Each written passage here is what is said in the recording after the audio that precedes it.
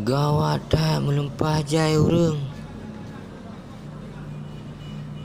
Pegat-pegatnya.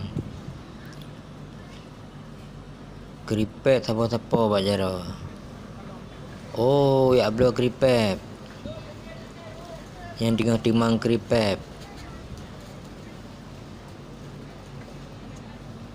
Jai si urang jak kenan.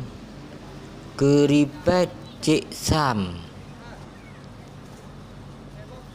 Keripet Cik Sam. Keripet Cik Sam di Sare. Nguik dibuh lempah jai urang belah. Nyan tengah magun. Tengah ceruh.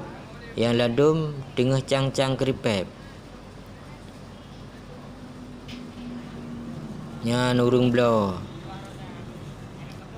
Bertajai bekerja je. Urang belah pergi bertajai. Nyan dapur. Jadi langsung buat dapur. Nyan. Keripet Cik Sam bak binih jalan. Di Sare. Nyan lokasi je.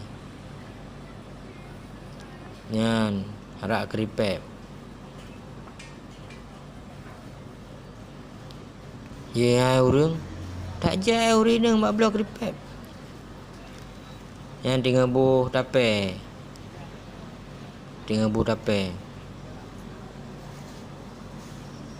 Ya kadang siapa lagi?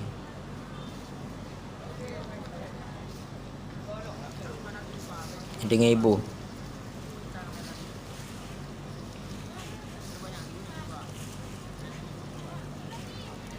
Kilo 2 bang ya? Berapa bang setengah kilo?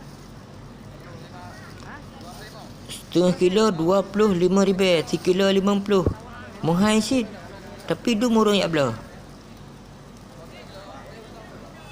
Sang manga keripet punya. Yang jil urang belah melempah jai bak antri.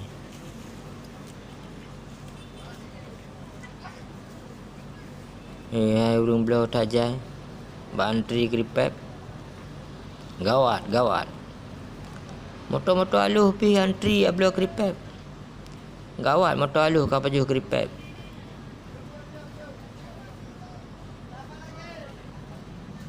Bak binih jalan. Di Sare.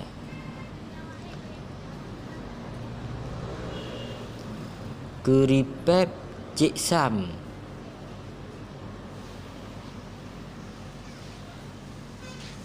Jumpa na selain keripet lain nasi medah belah makanan.